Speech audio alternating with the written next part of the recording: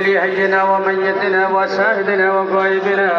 وصغيرنا وكبيرنا وذكرنا وانثانا اللهم من أحييته منا فأحيه على الإسلام ومن توفيته منا فتوفه على الإيمان برحمتك يا أرحم الراحمين رب العالمين এই মাইয়াতার এই মাত্র 4 তাকবীরে জানাজা শেষ করে তোমার শাহানশাহী দরবারে বিশাল বড় প্যান্ডেলের মধ্যে